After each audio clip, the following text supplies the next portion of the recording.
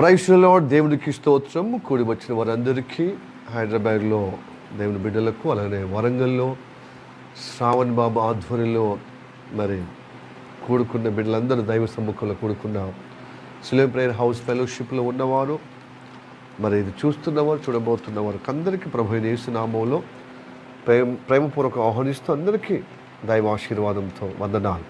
Praise the lord. Hallelujah. Praise the lord. Okay, రండి వాక్యానికి సిద్ధపడదాము. కీర్తన 96వ కీర్తన 4వ వచనం. యెహోవా మహత్యము గలవాడు, ఆయన అధిక స్తోత్రము పొందదగినవాడు, సమస్త దేవతల కంటెను ఆయన పూజనీయుడు. ఈ వాక్యము మన వినికిడిలో దేవుడు ఆశీర్వదించునుగాక. చిన్న ప్రార్థన చేద్దాం. మికిలిగా ప్రేమిస్తున్న మా పరలోకమందున్న మా తండ్రి, నీకు వందనాలు, స్తోత్రం రాజా. ఇదిగో ప్రభా, ఈ ఉదయ కాలములో నీ సముఖములో మేము చేరి అనేకమైన ముందు మాటలు ప్రభా మాట్లాడుతున్న విషయాలన్నీ కూడా మేము దీవించబడటానికి, మేము బలపరచబడటానికి, ఎంకరేజ్ చేయబడటానికి, ఆ స్ఫూర్తి పొందుకోవటానికి తండ్రి, ఎవరి బిడ్డలు ఎవరైతే ప్రభా ఇప్పుడు ఎత్తిపట్టి వాళ్ళ గురించి చెప్పబడ్డదో, శ్రావణ్ బాబు గురించి అనుపమ, వాళ్ళు ఇంకనూ బాధ్యతలో, ఇంకనూ ఆత్మీయతలో ఎదుగుదలకు కమిట్మెంట్గా ఇంకా ముందుకు సహాయం చేయండి. ఎవరు కూడా ప్రభా పొగడ్తలకు అక్కడనే ఆగిపోకుండా ఇంకా చైతన్యవంతులుగా, ప్రోత్సాహకరంగా ప్రబలుతూనే మిగతా వారు కూడా ప్రభా స్తోత్రము తండ్రి. అయ్యా, ఎవరినైనా దేవుడు ఆశీర్వదిస్తాడు. దేవుని కార్యములో నిష్ట కలిగి, సమర్పణ కలిగి, దేవునికి అనుకూలంగా నమ్మకస్తులుగా ఉంటే తప్పక ఆ ఫలితము మేము అనుభవించగలుగుతామని, ఏ చిన్న బిడ్డలను ప్రభా, ఏదిగో యవన బిడ్డలను ప్రభా చెప్పినప్పుడు పెద్దవాళ్ళు యవన బిడ్డలందరూ ప్రభా గ్రహించేటట్లుగా వాళ్ళను నువ్వు సహాయం చేశావని, వాళ్ళను పరిశుద్ధాత్మ చేత సంధించామని నమ్ముచున్నాం. ఇకపోతే ప్రభా, ఇప్పుడు మాకు ఇచ్చినటువంటి వాక్యాన్ని బడి వందనాలు. కీర్తన 96 4వ వచనం. ఈ వాక్యం ద్వారా నాతో మా అందరితో మాట్లాడమని ప్రార్థన చేస్తాను. ఈ మాటలు వినటానికి మాకు యోగ్యత లేదు, అర్హత లేదు. కేవలం నీ కృప ద్వారా మేము సమకూర్చబడ్డాం. నేను ఇచ్చిన ప్రేరేపణ బట్టే ప్రభు నీ వాక్యానికి వినటానికి సంసిద్ధులుగా ఉన్నాం తండ్రి. మా యొక్క సమర్పణ, విశ్వాసము, అంగీకారం అవునట్లుగా నీ పరిశుద్ధాత్మ ద్వారా స్వాధీనపరుచుకొని మాలో ఉన్న అవలక్షణాన్ని తొలగింపబడి నీ మహత్యములో నీ కృప ద్వారా ఎదుగో ప్రభా తండ్రి గ్రహించి అధిక స్తోత్రం చేసే విధంగా మాతో మాట్లాడమని ప్రార్థన చేస్తున్నాను. నీ సేవకుడు సెలవులను మరుగుపరుచుకుని అభిషేకం ద్వారా మా అందరితో మాట్లాడు, నాతో మాట్లాడు, మా అందరితో మాట్లాడు. దుష్ట ఆలోచనలు, ప్రతి విధమైన ప్రభావం ఏ స్నామంలో దురపరచబడ్డగాక. నీ మాట ద్వారా, నీ ప్రభావం ద్వారా, నీ శక్తి ద్వారా మమ్మల్ని సంధించి నీ కృతజ్ఞతాస్తులు చెల్లించే, అధిక స్తోత్రం చెల్లించి భక్తి కలిగే ప్రభా ఆ అనుగ్రహం కలగ చేయమని ప్రార్థన చేస్తున్నాం. అదే నీ కృపా నియంత్రణగాక. ప్రభా నీ నామానికి మహిమార్థంగా నిలబెట్టేటకే మాట్లాడుతున్నామని, అందుకోసం మమ్మల్ని సరిచేసుకునే విధంగా మనసు కలిగి నీ వాక్యం వినటానికి మనతో అయ్యా గొప్పగా సిద్ధపరచావని సమయము అందరికీ ప్రభు చెవియొగ్గి గ్రహించే మనసు అందరికీ అనుగ్రహిస్తావని నా ప్రభువైన యేసు నామములో ప్రార్థించి అడిగి వేడుకుంటున్నాము పరమ తండ్రి. ఆమేన్, ఆమేన్. అందరం మనం కూర్చుందాం, చక్కగా కూర్చుందాం. Praise the lord. Hallelujah. Praise the lord. Okay, 96వ కీర్తనలో ఇది దావీదు కీర్తనే. ఎందుకంటే ఇది దావీదు అరణ్యములో ఆయన యాత్ర పడుతున్నాడు. సౌలు రాజు యొక్క సైన్యము ద్వారా వెంటాడబడుతున్నప్పుడు మరణ సంకటముతో పోరాడుతున్నాడు. ఎందుకంటే నా వంశమే, నా పిల్లలే వారసులు కావాలి, నా సింహాసనం మీద కూర్చోవాలి. కాబట్టి దావీదు కాదని చెప్పి దావీదును వెంటాడడం మొదలుపెట్టాడు, హతమార్చడం మొదలుపెట్టాడు. అలాంటి సమయంలో పరిశుద్ధాత్మ ద్వారా ఈ కీర్తన దేవుడు అనుగ్రహించాడు. ఈ కీర్తన మరి చరిత్రలో ఉన్నటువంటి 2 రాజుల్లో కనబడుతుంది, అంటే 2 సామ్యాల్లో కనబడుతుంది. అలాగనే ఇక్కడ కీర్తనలో కూడా కనబడుతుంది. 18వ కీర్తన 96 కీర్తన కనబడుతుంది. ప్రైజ్ ది లార్డ్, హల్లెలూయా. ఇప్పుడు ఈ కీర్తన భావము ఏ సందర్భంలో ఈ కీర్తన ఈ వాక్యం వచ్చింది అనేది మనము తెలుసుకున్నాం కదా. ఇప్పుడు ఈ వాక్యానికి వద్దాము. పరిశుద్ధాత్మ ద్వారా మరి పలకబడిన మాట ఏముంది? యెహోవా మహత్యము గలవాడు, మహత్యము గలవాడు, మహత్యము గలవాడు. యెహోవా నిజమైన దేవుడు, ఆయన భూలోకంలో రాజు. ఇర్మీయా భక్తుడు కూడా అంటాడు కదా, ఇర్మీయా 10వ అధ్యాయం 10వ వచనం చదవండి. ఇర్మీయా 10వ అధ్యాయం 10వ వచనం చదవండి. యెహోవాయే నిజమైన దేవుడు, ఆయనే జీవము గల దేవుడు, సదాకాలము ఆయన రాజు. సరిపోయింది. హల్లెలూయా, ప్రైజ్ ది లార్డ్. యెహోవానే నిజమైన దేవుడు, యెహోవానే రాజు, సదాకాలము ఆయనే రాజు, యెహోవానే జీవము గల దేవుడు. ఈ దేవుడు తన భక్తులకు తన మహత్యము గలవాడై ఉన్నాడు. యెహోవా మహత్యము గలవాడు, మహత్యము గలవాడు. ప్రైజ్ ది లార్డ్, హల్లెలూయా. ఈ మహత్యము మన జీవితంలో అనుభవిస్తున్నానని నమ్ముచున్నాను. ప్రియదండ్రులారా, నిజదేవుడు, జీవముల దేవుడు, సదాకాలం ఆయన రాజు. మరి ఆ రాజును నువ్వేమో అనుభవిస్తున్నా? ఎస్, ఆ మహత్యము గలవాడుగా నీ జీవితంలో అనుభవంగా ఉండాలి. దేవునికి స్తోత్రం. అలనాడు ఇజ్రాయెల్ ప్రజలు ఐగుప్తు దేశంలో ఉన్నప్పుడు ఆ మహత్యముల దేవుడు వాళ్ళు అనుభవించారు. దేవునికి స్తోత్రం, హల్లెలూయా. అబ్రహాము దేవుడు, ఇస్సాకు దేవుడు, యాకోబు దేవుడు, మా దేవుడు యెహోవా దేవుడు, ఉన్నవాడు అనువాడు అని తెలుసు. కానీ వారి జీవితంలో మహత్యము గల దేవుడు. పితరులు అనుభవించింది అది పిల్లలుగా తెలుసుకున్నాను, కానీ వారి అనుభవంగా చూడలేకపోయారు. కాబట్టే కదా అది చూడలేకపోయారు, కాబట్టి ఆ ఐగుప్తు దేశంలో కలగలిసినట్టుగా జీవించారు. ధనము, సుఖభోగాలు, ఆ ఐగుప్తు వాసులు ఎలా ఉన్నారో వాళ్ళలాగా వీళ్ళు కూడా ఉంటున్నారు. అయితే దేవుడు మాట ఇచ్చాడు అబ్రహాము, ఇస్సాకు, యాకోబు దేవుడికి. యాకోబు దేవుడు, అబ్రహాము దేవుడు, ఇస్సాకు దేవుడు, వాళ్ళకు దేవుడు వాగ్దానం ఇచ్చాడు, మాట ఇచ్చాడు. ఆ మాట ప్రకారంగా వీళ్ళు ప్రతికూలం ఉన్నా అనుకూలం ఉన్నా, అనుకూలం ఉన్న ప్రతికూలం ఉన్న ఆ వాగ్దానం వీళ్ళకి నెరవేర్చబడుతున్నది. అందుకు ప్రబలుతున్నారు, ఆస్తిపాస్తులు పెరుగుతున్నది.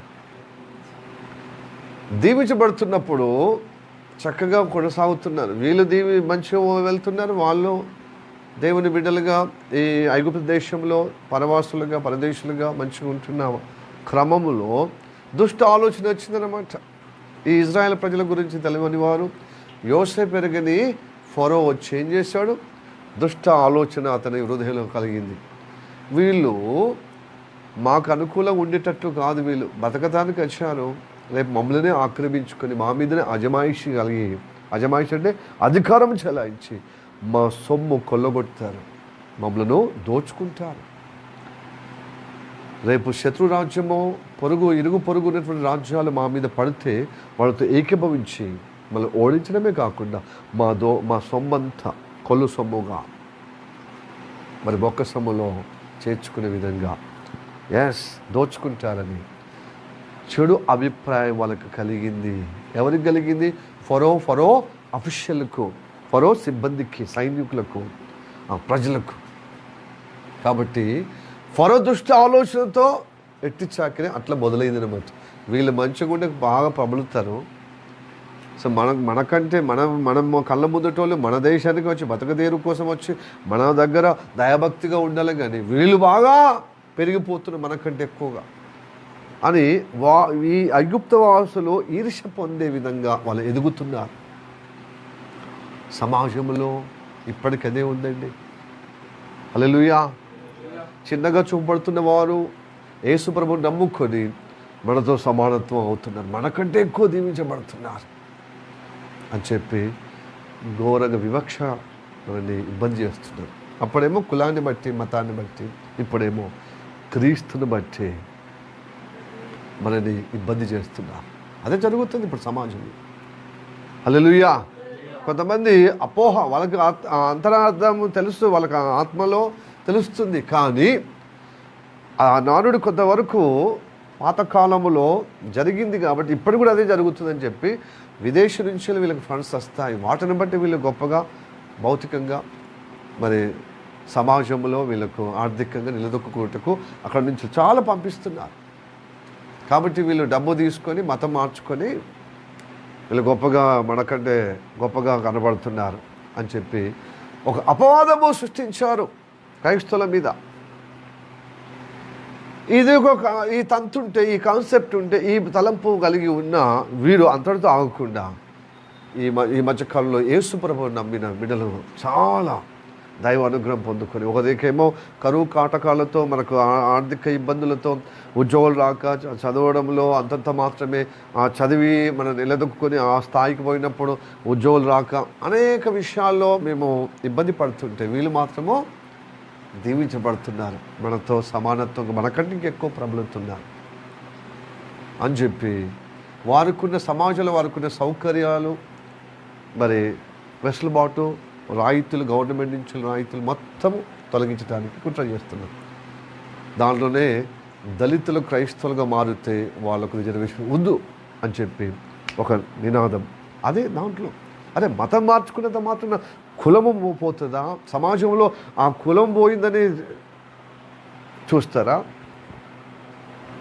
ఆ కులంతోనే ఇంకా తిడతారు, ఏదన్నా అసూయతోనో లేకపోతే ఏదైనా వ్యతిరేకమో ఇంకే వాళ్ళకి నచ్చనప్పుడు, వాళ్ళకి ఇబ్బంది కలిగినప్పుడు ఇదొక పెద్ద కుట్ర. ఎందుకంటే ఆదిలోనే ఎక్కువగా దేవుణ్ణి నమ్ముకుంటే వీళ్ళు సమానత్వంగా అవుతున్నారు మనలో అని ఓర్వ లేకుండా అసూయ చేద్దాం. ఆర్థికంగా సమాజంలో మరి ఇంటలెక్చువల్గా మరి జ్ఞానంగా ఎదగటానికి ఇష్టం లేదు, సమానత్వం కలిగి ఉండడం ఇష్టం లేదు. ఎప్పుడు మన చేతి కింద ఉండాలి, అనగబడి కులం తక్కువ, అలాగనే పేదరికంలో ఉన్న వాళ్ళు ఇంకా పేదరికంలో ఉండాలి, సమానత్వంగా ఉండదు అనేది పెద్ద కుట్ర. ఆ రోజుల్లో జరిగింది, ఈ రోజుల్లో జరుగుతుంది. అందుకోసం వీళ్ళు ఇంటి చాకిరిగానే మా పనులు, మా యొక్క వస్తువులు మోయటానికి మాకు ఎప్పుడూ పని వాళ్ళుగానే ఉండాలి, మా చెప్పు చేతుల్లో ఉండాలి, మా బరువులు మోయాలి, మా పనులు చేయాలి, మా కిందనే ఉండాలి, మా మోచేతి నీళ్ళు తాగాలి, ఎప్పుడు ఇట్లనే ఉండాలి, అయ్యయ్య అప్ప అనే విధంగానే ఉండాలి. వీళ్ళ పరిస్థితి అదే. అందుకోసమే సనాతన ధర్మం అని చెప్పి ఈ సమానత్వం లేనటువంటి సనాతన ధర్మం ఏందండి? ఈ కులాలు ఎందుకు వచ్చినాయి, ఈ మతాలు ఏంటిది అంటే లేదు, ఎవరు ఏ పని చేయాలో ఆ పని చేయాలి. అంటే నువ్వు నీ పని మంచిగా అలకగా తీసుకున్నావు, నువ్వే జ్ఞానం సంపాదించుకుని నువ్వే నలుగురికి బోధ చేయాలి తప్ప నువ్వు మాత్రం డాక్టర్లు కావచ్చు, ఇంజనీర్లు కావచ్చు, నర్సులు కావచ్చు, అనేకమైనటువంటి పెద్ద పెద్ద ఉద్యోగాలను పొందుకోవచ్చు. మరి సామాన్యులు కానీ బడుగు బలహీనంగా ఉన్నటువంటి కులం తక్కువ అని సమాజంగా వెలివేసే విధంగా ఇబ్బందిగా గురి అవుతున్నటువంటి వివక్షకు లోనైన వారు మీలాగా డాక్టర్లు, ఇంజనీరింగ్లు, గొప్ప గొప్ప చదువులో నిలదొక్కుని మరి గొప్ప గొప్ప ఉద్యోగంలో సమాజంలో ఒక పలుకుబడి ఉండటం ఇష్టం లేదండి. ఇష్టం లేదా? బాగా చెప్తున్నారు. సో అందుకోసము దేవుడు మహాత్యం గల దేవుడు. ఏం తెలుసా ఎందుకు మహాత్యమైంది అనేది కదా మనకిప్పుడు. ఆయన ఎందుకు మహాత్యమయ్యాడు అంటే బలహీనంగా ఉన్న వారిని బలవంతులతో సమానంగా చేస్తున్నాడు. అందుకోసం ఆయన మహాత్యం గల దేవుడు. హల్లెలూయా చెప్పండి, హల్లెలూయా, ప్రైజ్ ది లార్డ్. బలవంతులను అణచివేసి బలహీనులను తెరపైకి హెచ్చింపజేస్తాడు. అందుకోసం ఎవరు వివక్షకు గురవుతున్నారో, ఎవరు చాలా బలహీనంగా బలవుతున్నారో, ఏ వర్గంలో ఉన్న, ఏ కులంలో ఉన్న, ఏ మతంలో ఉన్నా, ఏ సామాజిక వర్గం చెందిన నువ్వు ఇబ్బంది పడుతున్నావు, సమాజంలో చిన్న చూపబడుతున్నావు, అన్యాయం చేయబడుతున్నావు, వివక్షకు లోనవుతున్నావు కదా, ఆ వివక్షకు లోనైన వారిని, ఆ చిన్న చూపబడుతున్న వారిని లేవనెత్తే గొప్ప దేవుడు యెహోవా దేవుడు, అతడే యేసయ్య. హల్లెలూయా. యేసుపై పేరుట ఆయన పుట్టక మునుపు అతని పేరు యెహోవా. అతని పేరు ఏం పేరు చెప్పండి? యెహోవా దూత, యెహోవా. తన దేవుని పేరు యెహోవా, కుమారుని దేవుడి పేరు కూడా యెహోవా. అతడే క్రీస్తు పేరిట జన్మించాడు. దేవునికి స్తోత్రం. హల్లెలూయా. క్రీస్తు అంటే రక్షకుడు, అభిషక్తుడు. యేసుక్రీస్తు అంటే ఏంటి చెప్పండి? యేసు అంటే రక్షకుడు, క్రీస్తు అంటే అభిషక్తు. దేనికి అభిషేకము? మనందరి కోసం ప్రాణమీటుకు ఆయన అభిషేకించబడ్డాడు. మనకు విమోచించటానికి, మన స్థితిని మార్చడానికి, మన పాప దోషమును విడిపించడానికి క్రీస్తు అయ్యాడు. అతడు యేసు అయ్యాడు. హల్లెలూయా. అందుకోసం మనకు అభిషేకం ద్వారా విమోచించాడు. అతడు మనల్ని రక్షించాడు. దేవునికి స్తోత్రం. అందుకోసం ఆయన మహత్యం గలవాడయ్యాడు. దేవునికి స్తోత్రం. హల్లెలూయా. Praise the lord. ఈ మహత్యమును అనుభవించాలి ప్రియా దేవుని బిడ్డలారా. అప్పుడే అధిక స్తోత్రార్హుడిగా నువ్వు కొనియాడుతాం. అది దావీదు అనుభవించాడు. అందుకోసం అధిక స్తోత్రార్హుడు అని చెప్తున్నా. దేవతల అందరికంటే గొప్పవాడు. దేవతలందరికంటే, సమస్త దేవతల కంటేను ఆయనే పూజనీయుడు. గొప్పవాడు కాదు, పూజనీయుడు. హల్లెలూయా. Praise the lord. ఇందాక ఐగుప్తు దేశంలో ఇబ్బంది పడుతున్నటువంటి ఇజ్రాయెల్ ప్రజలకు దేవుడు తన మహత్యము చూపించాడు. తన బాహుబలం చాపి తన బిడ్డలకు జరుగుతున్నటువంటి ఆ వివక్షను, ఆ గొప్ప ఎడ్డి చాకిని విడిపించటకు ఫరో సైన్యానికి, ప్రజలకు తన మహిమ చూపించాడు. తన నమ్మిన దేవతలకు, వారికి తన మహిమ చూపించాడు, మహత్యం. చదువుదాం. నిర్గమకాండం 7వ అధ్యాయము 3-4 వచనాలు.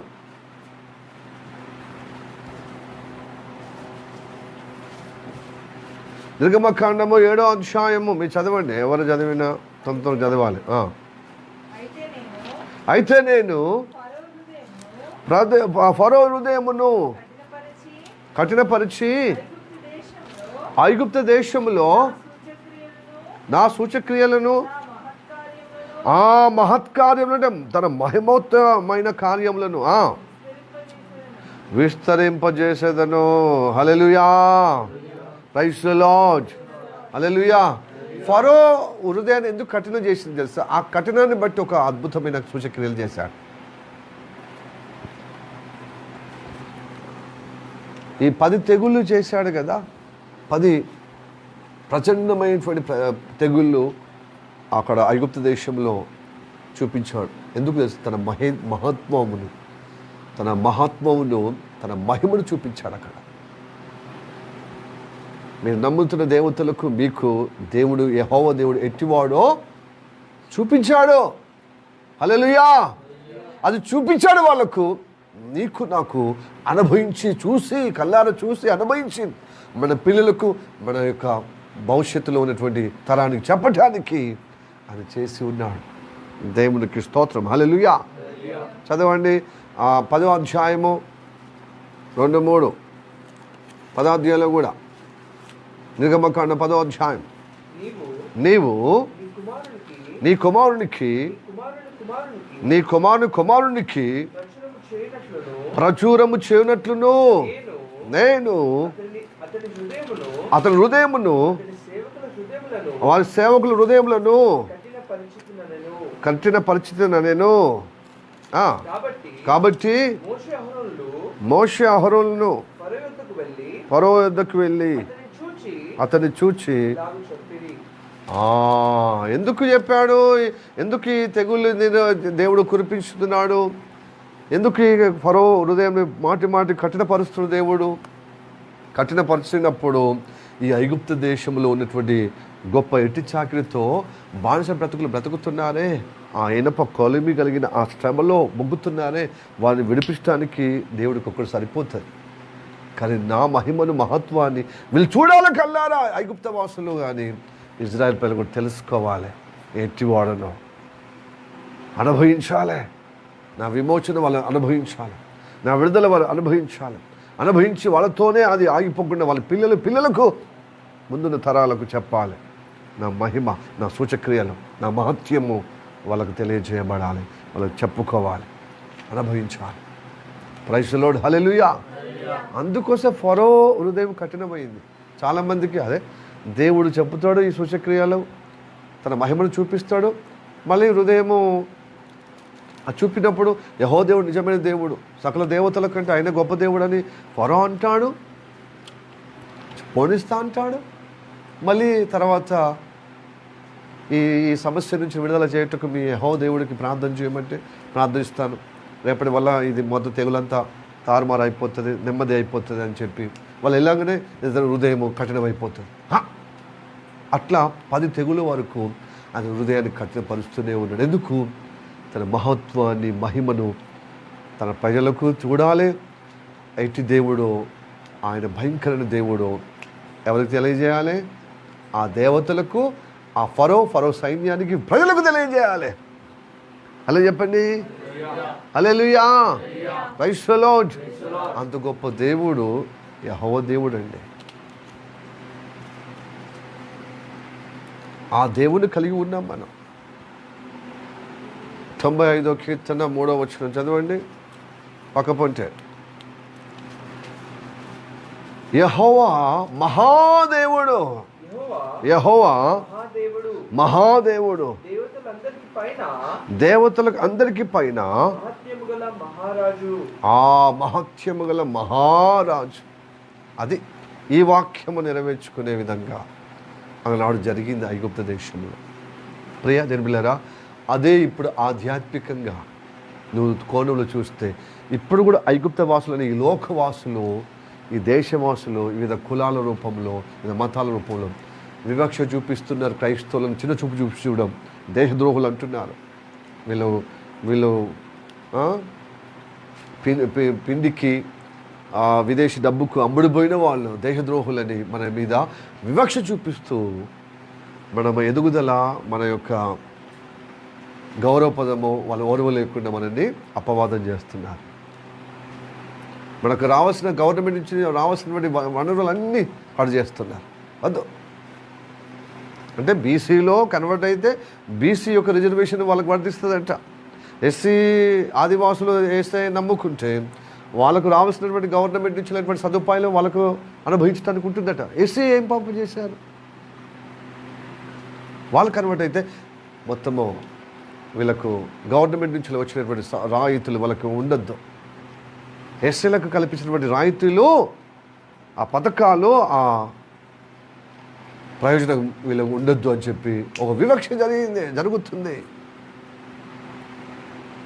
బౌద్ధ మతంలో కలిస్తే అది ఉంటుందట. ఎస్సీ వాళ్ళు ఈవెన్ బౌద్ధ మతం స్వీకరిస్తే ఆ రాయితీలు పనిచేస్తే అట. అలాగే సిక్కు మతంలో మరి ఏం చేసింది క్రీస్తు అంటే ఈ వివక్ష ఇప్పుడు ఐగుప్త దేశం నుంచి ఉందన్నమాట. ఎందుకంటే నిజ దేవుడికి ఈ దేవతలుగా పిలువబడుతున్నటువంటి పడిపోయిన దేవదూతలు ఉన్నాయే, ఆ దేవదూతల యొక్క దేవత చలామణిగా దేవుడికి దేవతలకు పోరాటం. అందుకోసమే నేను దేవతల మధ్యలో అందరికంటే నేను మహాదేవుడను, మహత్యముల దేవుడని నిరూపించటానికే అలనాడు ఐగుప్తుల దేవుడు తన మహిమను చూపించాడు. ఏనాడు కూడా తన మహిమ చూపించుకున్నాడు. హల్లెలూయా. అందరూ ఏ విధంగా కుట్ర చేసిన ఆధ్యాత్మిక శక్తి మనకు అనుగ్రహిస్తాడు. సామాజిక స్పృహ ఎక్కడెక్కడ మనకు అడ్డుపడుతున్నా అక్కడక్కడ మార్గం సరళపరిచి మనకు గొప్పగా దేవుడు సహాయం చేస్తాడు. సమాజంగా కూడా మనకు సహాయం చేస్తాడు. హల్లెలూయా. వెనక ముందంతే. దానిని మనం స్ఫూర్తి తీసుకొని ముందుకు పోదాం. దేవుడు మహత్యముల దేవుడు, ఆయన మహిమ చూపిస్తాడు. ఐగుప్త దేశంలో కల్లారా చూసినప్పుడు ఇజ్రాయెల్ ప్రజలు ఎలాగా ఉన్నారో ఇప్పుడు మనం కల్లారా చూసే విధంగా అనుభవించాలి. మన వ్యక్తిగతంగా అనుభవం ఉంది. దేవుడు ఎట్టి స్థితిలో ఉన్న నన్ను దేవుడిని నమ్ముకున్నందుకు నా స్థితి మార్చి, నా ఆర్థిక స్థితి మార్చి, నా సమాజంలో ఉన్నటువంటి నా స్టేటస్ మార్చి, నా గుణము కూడా మార్చి దేవుడి కృప ద్వారా తన మహిమార్థంగా నేను నిలబెడుతున్నాడని మీ వ్యక్తిగతంగా మీకు తెలుస్తుంది. మీరు అనుభవిస్తున్నారు కదా. అనుభవించేది మనం ఎందుకు వస్తున్నామండి? దేవుని నమ్ముకొని ప్రతి ఆదివారము గృహ కూడికలు కంటే ఆయన గొప్ప దేవుడు, మహాదేవుడు, తన మహత్వాన్ని కొద్ది గొప్ప మనము అనుభవిస్తున్నాం కాబట్టి. హల్లెలూయా, ప్రైజ్ ది లార్డ్. అందుకోసం ఆయన అధిక స్తోత్రారుడు. అందుకోసం మనం అధికంగా ఆయన స్తోత్రం చేస్తున్నాం. అంత మాత్రమే కాదండి, అన్నిటికీ ఈ సమాజకంగా, ఆర్థికంగా, ఇంటలెక్చువల్గా అంటే జ్ఞానంగా మనం ఎదుగుతున్నది క్రీస్తు ప్రేమను బట్టి అని ఇప్పటిదాకా చెప్పబడుతుంది కదా. వాటన్నిటికంటే ఇవన్నీ కొంతవరకు మిగతా మతస్థులు, మిగతా దేవతలు ద్వారా సమాజము, కులము, మతము, వైదిక ధర్మంలో ఉన్నవారు కావచ్చు, లేక సన ధర్మంలో ఉన్నవారు కావచ్చు, లేక నాస్తికవాదంలో ఉన్నవారు కావచ్చు, సామాజిక స్పృహ కలిగి జ్ఞానంగా మరి సమాజంలో గౌరవంగా ఉండవచ్చు, ఉన్నారు. కానీ వారన్నిటికంటే గొప్పది క్రైస్తవులకు దేవుడు ఇచ్చేది విమోచన. హల్లెలూయా, ప్రైజ్ ది లార్డ్. అందుకు ఆయనను మనము అధిక స్తోత్రాడుగా చేయాలి, మహిమ చెల్లించాలి. ఈ మహిమాత్వము మనము ఈ దేవుల్లో మనము కలిగిన ఈ అనుభవము ఏ దేవతలో కనబడదండి. ఎందుకు తెలుసా? ఆయన పరిశుద్ధుని బట్టే ఆయన పూజనీయుడు అయ్యాడు. ఆయన విమోచన బట్టి ఆయనకు మహిమ చెల్లించే వారంగా ఉన్నాం. Hallelujah, praise the lord, praise the lord.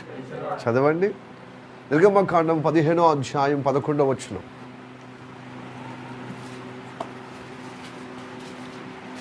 నిర్గమకాండము 15వ అధ్యాయం 11వ వచనమా. యెహోవా వేల్పులలో అంటే దేవతలలో నీ వంటి వాడు, నీలాగా ఉన్నవాడు ఎవడో? పరిశుద్ధతను బట్టి నీవు మహానీయుడవు, మహత్యము గలవాడవు, మహాదేవుడవు. స్తుతి కీర్తనను బట్టి ప్రైజ్ ది లార్డ్ నువ్వు పూజనీయుడు, అద్భుతాలు చేయవాడవు. నీ వంటి వాడెవడు? ఇశ్రాయేలు ప్రజలను ఐగుప్తు దేశం నుంచి వెళ్ళిపోయినప్పుడు గొప్ప విమోచన దేవుడు వాళ్ళు కలగజేశాడు. అంత మాత్రమే కాదు, ఈ భయంకరమైన తెగుళ్ళు ఉన్నాయే, ఒక్కటి కూడా వీళ్ళకు జరగలేదు. ఎలా జరగలేదు? ఐగుప్త వాసులకు జరిగినట్టుగా వీళ్ళకు నష్టం జరగలేదు. ఇజ్రాయెల్ ప్రజలకు దేవుడు తన మహిమను చూపి తన ప్రజల పక్షంలో తన మహిమను చూపించి ఆయన మహాదేవుడుగా నిరూపణగా తన అద్భుతాలు సూచనలు చేసి ఐగుప్త పొలిమరి నుంచి ఎర్ర సముద్రం వైపున నడిపించబడి అది పాయలు చేశాడు. ఎంత గొప్ప ఘన చరిత్ర! ఆకాశం నుండి మన్నాను, బండ నుండి నీళ్లను ఉబికిగా ఇలాంటి అద్భుతమైన కార్యాలు తన బిడ్డల పక్షులు చేశాడు. ఇప్పుడు ఆధ్యాత్మికంగా కూడా మనము అసాధ్యం, సుసాధ్యం అనేక విషయాలు మనము మన జీవితాల్లో మనం అనుభవించాం. Hallelujah, praise the lord, praise the lord, hallelujah. సమాజము, కులము, మతము ఏను పనికిరావురా అని చెప్పి మన అర్హతను, మన యోగ్యతను బట్టి, మన యొక్క గుణాన్ని బట్టి చెప్పిన మనల్ని దేవుడు నమ్ముకున్నప్పుడు ఆ స్థితే మార్చేశాడు. ఎవరైతే మనకు తప్పుగా, ఆరోపణలుగా, ఎగతాళిగా, అవమానకరంగా మన స్థితిని బట్టి చెప్పారో వారందరూ నోటి మీద ఏలేసుకునే విధంగా తన మహత్యం మన జీవితంలో కలగజేసి ప్రత్యక్షపరిచి అనుగ్రహించి మనం ఎట్టి వారమో తను నమ్ముకున్నప్పుడు ఎట్టిగా దీవించబడతామో దేవుడు ప్రత్యక్షపరుస్తున్నాడండి. అది నా జీవితంలో ఉంది, మీ జీవితంలో కూడా ఉంది. హల్లెలూయా, ప్రైజ్ ది లార్డ్. అందుకోసం వారందరి మధ్యలో తలగా నిలబెట్టాడు. మన బంధువులో, కులములో, మతములో, సమాజంలో. ఎందుకండి? ఆ దేవుడు నమ్ముకున్నవాడు ఎన్నడూ సిగ్గుపరచబడు, పైపెచ్చు తల ఎత్తుకొని ప్రకాశవంతమైన తేజస్సు కలిగి ఉంటాడు. హల్లెలూయా పని. అక్కడ ఆయన మహాత్యముల దేవుడు, ఆయన అధిక స్తోత్ర కలిగిన దేవుడు. ఎందుకంటే మనం ఆయనకు పూజించడానికి వచ్చాం. ఎందుకు పూజించుడు? ఆయన పూజనీయుడు. ఎందుకంటే ఆయన మనల్ని పరిశుద్ధపరుస్తున్నాడు. మన యొక్క దోషము తను అనుభవించి విమోచించాడు. హల్లెలూయా చెప్పండి, హల్లెలూయా. అందుకోసం అన్ని నామాల కంటే పైన ఈ నామములో రక్షణ ఉంది, కానీ ఏ నామములో రక్షణ, పాప విమోచన లేదు. ఈ నామములోనే. అందుకోసం ఆయన మహత్యముల దేవుడు, అందుకోసం ఆయన అధిక స్తోత్రుడు, నిత్య జీవమును మనకు అనుగ్రహించి ఉన్నాడు. దేవుడికి స్తోత్రం. హల్లెలూయా. ఒక అన్యుడు మిద్యాని ఒక గురువు మిద్యాని దేశానికి యాజకుడైనటువంటి ఒక పూజారి వచ్చి మోషే దగ్గరికి వచ్చి ఆ మహత్యను కొనియాడుతున్నాడు. ఒక మిద్యాని యొక్క పురోహితుడు, అతని పేరు ఇత్రో కదా. అతని విషయము, అతడు ఎలా దేవుడు కొనియాడుతున్నాడు చూద్దాం. నిర్గమకాండం 18వ అధ్యాయం 11వ వచనం. ఒక పూజారి, ఒక అన్య దేవతల్లో ఉన్న ఒక పూజారి వచ్చి మోషే చెప్పిన విషయాలను బట్టి దేవుని గణపరుస్తున్న నిజ దేవుణ్ణి. ఓకే, ఐగుప్తీయులు గర్వించి వాళ్ళ దేవతల దేవతారాధికులం, మేము బహుదేవతలము అని చెప్పి గర్వించారు. మాకు గొప్ప ఆస్తిపాస్తులు ఉన్నాయి, మాకు విద్యా విధానం ఉందని చెప్పి చాలా గర్వించారు. అహంకారము, గర్వం, అధికారం ఉందని అహంకారముతో గర్వించారా? ఇశ్రాయేలీల మీద చేసిన దౌర్జన్యాన్ని బట్టి, ఆయన చేసిన దాన్ని చూసి యెహోవా సమస్త దేవతల కంటే దేవుళ్ళ కంటే గొప్పవాడని ఇప్పుడు నాకు తెలిసి ఉన్నది. హల్లెలూయా. నీకు తెలిసి ఉన్నది. ఒక అన్యుడు, ఒక పురోహితుడికి తెలిసింది, ఒక యాజకుడికి తెలిసింది, ఒక మిథ్యాని యొక్క గురువుకు తెలిసింది. మనం తెలుసుకోవాలి. మనం తెలుసుకోవడం కాదు, మనం అనుభవించాలి. ఆ అనుభవంతో మనం దేవుని స్తుతి చేస్తే, మహిమ చెల్లించే విధంగా మనం ఆయన బిడ్డలుగా ముందుకు సాగితే, ఆయన సైనికులుగా, ఆయన సైన్యంగా, ఆయన భక్తులుగా ముందుకు సాగితే మనం చూసి అన్యులు కూడా గ్రహించాలి. ఓ, నీ దేవుడు గొప్ప దేవుడు. ఆయన నమ్ముకున్న వారు మీరు తోకగా ఉన్నవారు తలగా ఉన్నారు. నిజంగా గొప్ప దేవుడు మీ దేవుడు. అవును, ఐగుప్తుల వాళ్ళు ఇజ్రాయెల్ ప్రజలు దౌర్జన్యంగా ఇబ్బంది చేశారు గర్వంగా. ఇప్పుడు కూడా క్రైస్తవుల మీద దౌర్జన్యం చేస్తున్నారు ఈ దేశవాసులు. వివిధ కులములో చలామణి అవుతున్నవారు, వివిధ మతంలో చలామణి అవుతున్నవారు ఏం చేసి తెలుసా? దౌర్జన్యం చేస్తున్నారు క్రైస్తవుల మీద. పైపెచ్చు మనం ఏదైనా అంటే, అగో మీ దేవుడు ఇట్లా మాట్లాడద్దు కదా, ఇలాగ మీరు పోరాటం చేయొద్దు కదా, మీరు ఇలాగ దాడులు అంటే మేము దాడులు చేస్తాం, కత్తులతోని, కర్రలతోని, మాటలతోని, చేతులతోని, ఎట్లయినా మేము చేస్తాం. అంటే మా దేవతలు నేర్పించేది. మద్యం తాగుతాం, కత్తులు పట్టుకుంటే, కర్రలు పట్టుకుంటే యుద్ధం చేస్తాం, ఏదైనా చేస్తాం, హింసిస్తాం. అమ్మాయిలను రేప్ చేస్తాం, అమ్మాయిలను సనాతన ధర్మం పేరుతో రేప్ కేసు చేస్తాం, దాడులు చేస్తాం దుమ్మిగా, గవర్నమెంట్ ఆస్తులను కులగొడతాం, ఏం చేస్తాం, మా దేవతల కోసం ఏదైనా చేస్తాం, మా మతం కోసం, మా కులం కోసమని క్రైస్తుల మీద దౌర్జన్యం చేస్తున్నారు పాలకులు. అంటే ప్రజల అండదండ చూసి వాళ్ళ మతాన్ని అయిపు చేసి ఓట్లు దన్నుకొని ఇప్పుడు క్రైస్తవుల మీద ఏం చేస్తున్నారు? తెలుగు రాష్ట్రాల్లో చూస్తలేమా? ఎస్, దౌర్జన్యం చేసి, ఈ దౌర్జన్యం ఎల్లకాలం నడవదు. హలో, జీవముల దేవుని కలిగిన క్రైస్తవుల పక్షమున యుద్ధం చేయవాడు సృష్టికర్త, జీవముల దేవుడు, ఆయన సదాకాలము మహారాజు.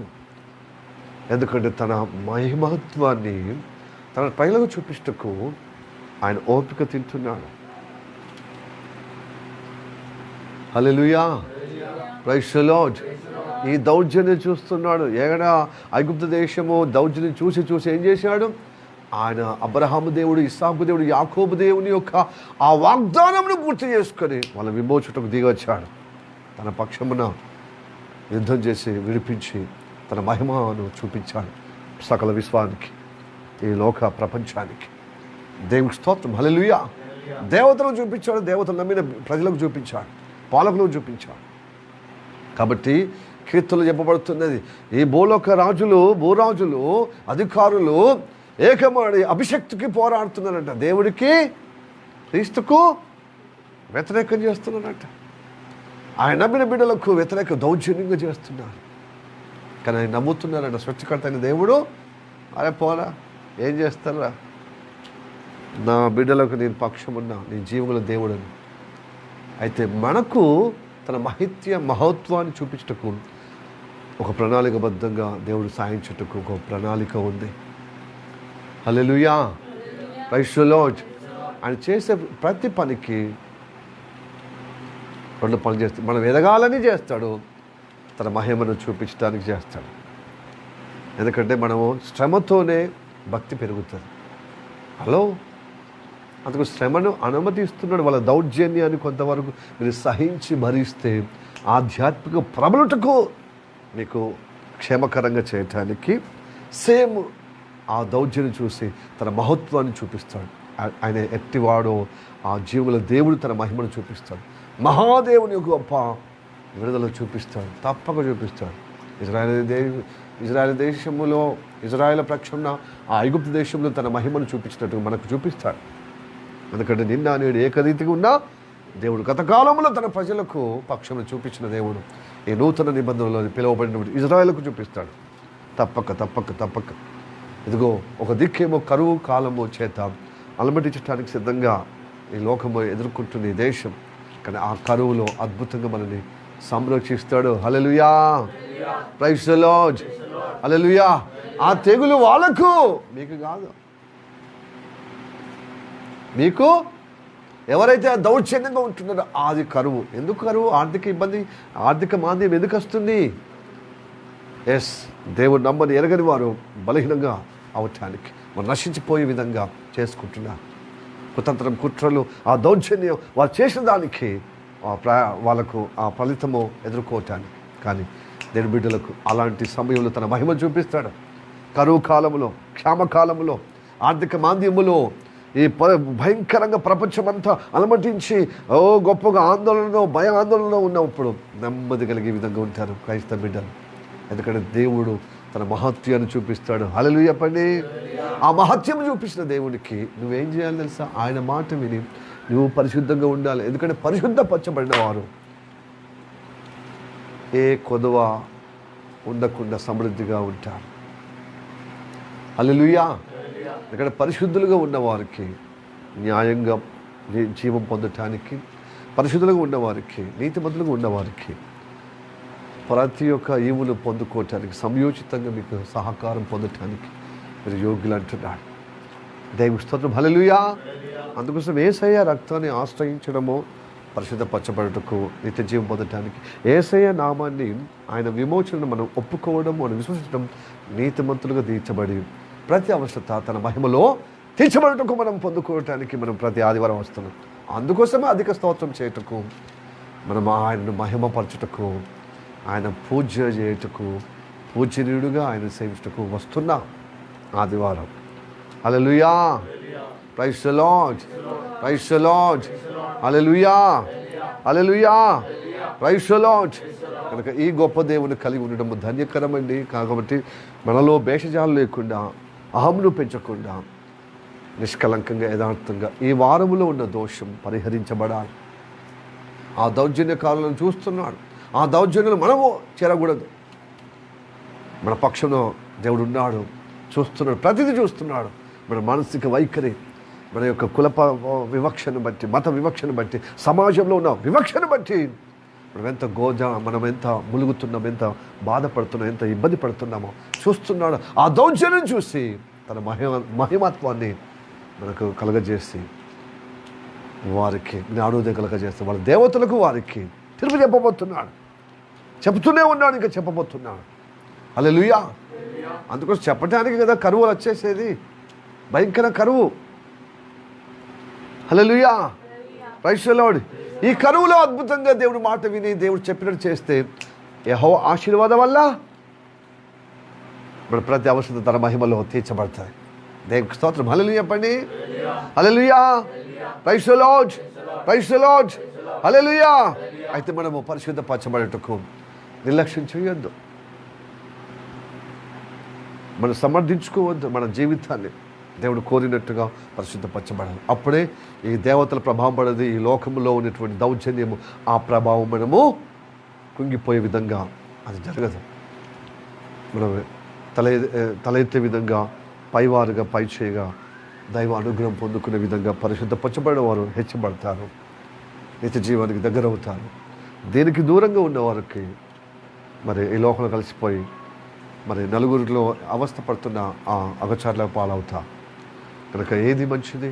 దేని కృప ద్వారా తన మహత్వాన్ని మనం అనుభవిస్తూ ఉండాలని, పరిశుద్ధతను, ఆ విమోచన మనము తలపోసుకుంటూ దేవుని అధిక స్తోత్రం చెల్లించే విధంగా మరి అన్ని నామాల కంటే పై నామం ఈ యేసు నామంలో ఆ రక్షణ అనుభవించి ఆ ఫలాల్లో ముందుకు సాగిపోదాం. దేవుడు ఈ వాక్యాల చేత మనల్ని ఆశీర్వదించి నడిపించబడదాం గాక.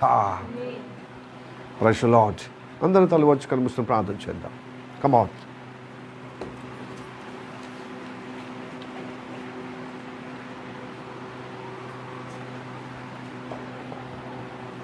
ఎస్, ప్రియ నేను బిడ్డలారా,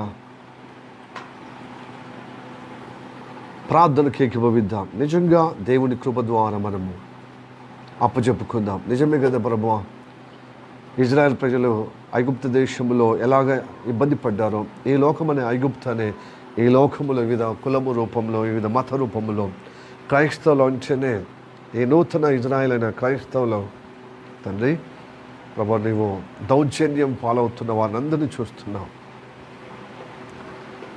కానీ వారి పక్షంలో నువ్వు నిలబడుతున్నావయ్యా. వివక్ష చూపబడుతున్న వారికి బలహీనంగా అయ్యా అయ్యా సమాజ పరంగా అవుతున్న వారిని చూసి ప్రభు నువ్వు విడుదల ఇవ్వటకు, విమోచించుటకు, పరిశుద్ధపరచుటకు నువ్వు జీవముల దేవుడు, మహాదేవుడు, నీ మహత్యాన్ని కనపరుస్తూనే ఉన్నావు. అది మేము అనుభవించటకే మాతో మాట్లాడినందుకు వందనాలు. ప్రార్థనకి ఏకీభవిద్దాం. మిక్కిలిగా ప్రేమిస్తున్న మా పరలోకమందున్న మా తండ్రి, నీకు వందనాలు, స్తోత్రం రాజు. ప్రభా, ఈ పగటి కాలములు తండ్రి నీ మాటలు విన్నప్పుడు తండ్రి అవునయ్యా, యేసయ్య పేరిట ప్రభా వచ్చినప్పుడు నా జీవితాన్ని గొప్పగా ఆధ్యాత్మిక జీవితము సరిచేయబడి నా సామాజికంగా నేను గొప్ప గౌరవంగా ఉంటాను. ఇదిగో ప్రభువా, అందరికీ నేను గౌరవంగా, అందరికీ ఇదిగో మేలుకరంగా నేను నిలబడతాను అని చెప్పి ఆత్మాభిమానంగా జీవిస్తానన్న మీమాంసంలో ఉన్న ఆ ఆలోచన కానీ ఈ లోకమనే ఇదిగో ప్రభు ఐగుప్తు వాసులు దౌర్జన్యముతో కుల పేరిట, మత పేరిట, క్రీస్తు పేరిటను అయా ప్రభు నమ్మినందుకు, క్రీస్తును నమ్మినందుకు, ఆయన నమ్మిన బిడ్డలకు ప్రభు ఎంత వివక్ష చూపిస్తూ, ఎంత దౌర్జన్యం చేస్తూ, ఎంత చిన్న చూపు చూస్తూ, అవహేళన చేస్తున్నది అందు చూస్తున్నామయ్యా తండ్రి. వీటన్నిటి నుండి పటాపంచలకు విడుదల పొందటానికి ఒక మంచి నీ మహత్యము చూపించావు. అదే మనం పరిశుద్ధపరచబడడం తండ్రి. ఏ నామములు తప్ప ఏ నామంలో ఉందయ్యా నీ పరిశుద్ధత మా కోసం విమోచనగా నువ్వు శిలువలో బలియాగమయ్యా. కనుక నీ బలియాగం ద్వారా మేము క్షమాపణ పొందడమే కాదు, నీ రక్తం ద్వారా మేము పరిశుద్ధపరచబడతామయ్యా. ఆ పరిశుద్ధపరచబడడం వల్లనే నీకు అధిక స్తోత్రం చెల్లించిన కొద్దీ తండ్రి ప్రభు స్తోత్రం తండ్రి, ఈ వాగ్దానం మా జీవితంలో నెరవేర్చబడుతుందయ్యా. ఎట్లా మనం చిన్న చూపు చూస్తారు అట్లా మేము ప్రబలుతామయ్యా. పై చేయగా ఇశ్రాయేలు ప్రజలు ఏ విధంగా గొప్పగా ప్రబలయ్యారో పాత నిబంధనలో, అట్లాగే ఈ ఆధ్యాత్మికంగా ఈ క్రీస్తు అనే నిబంధనలో ప్రభు, కొత్త నిబంధనలు అయిన క్రీస్తు నామములో ఉన్న ప్రతి ఒక్క ఇజ్రాయెల్ ప్రజలు క్రీస్తులో ప్రబలుదురుగాక. ప్రార్థన వినేందుకు వద్దనా అయితే సరి చేసుకునే విధంగా, చక్కపరుచుకునే విధంగా ప్రభు స్తోత్రము తండ్రి. ఈ లోకములో ఉన్న దేవతల పేరిట ఇదిగో కులము మతములో ఉన్న వారు అన్నట్టుగా ఉండకుండా ఒక పరిశుద్ధంగా ఉండాలి. నువ్వు పరిశుద్ధులు కనుక మేము పరిశుద్ధంగా ఉండాలి. నువ్వు నీతిమంతులు కనుక మేము నీతిగా జీవించబడాలి. ఆ నీతి మా వల్ల కాదయ్యా, మా క్రియల వల్ల కాదు, మా భక్తి వల్ల కాదు, నీ బలియాగం ద్వారానే. ఎవరైతే యేసయ్యా రక్తం ద్వారానే నేను కడగబడితేనే నీతిమంతుడు అవుతాను, ఆయన యందు విశ్వాసము, యేసయ్య నా కోసం ప్రాణం పెట్టి నన్ను విడిపించుటకే ఆయన బలియాగం గావించాడు. అందుకోసమే ఆయన గాయాల పాలయ్యాడు. అందుకోసం ఆయన గాయాల ద్వారా స్రవించిన రక్తము ద్వారా నేను సాధ్యమని ఎవరైతే విశ్వసిస్తున్నారో, ఒప్పుకుంటారో వారందరూ నీతిమంతులుగా అవుతారని ఈ వాక్యం ఉంది. కాబట్టి దేవుడు జీవముల దేవుడిని, ఆ విమోచకుని ఎవరు నమ్ముతారో వారు నీతిమంతులు అవుతారన్నావు. కనుక నీతిమంతులుగా ఉన్న బిడ్డలందరికీ పరిశుద్ధపరిచి నేను జీవులు స్థిరపరిచి నీ నామానికి మహిమార్థంగా నీ కృపను బట్టి నిలబెట్టమని ప్రార్థన చేస్తాను. దీనికి ఎంతమంది అయితే ప్రభు ఒప్పుకుంటున్నారో వారందరూ దీవించబడుదురుగాక. పైవారుగా ఉండేటట్లుగా పరిశుద్ధపరిచి జీవులు స్థిరపరచుమని యేసయ్య నామములో ప్రార్థించి అడుగుచున్నాము పరమ తండ్రి. ఆమేన్, ఆమేన్, ఆమేన్.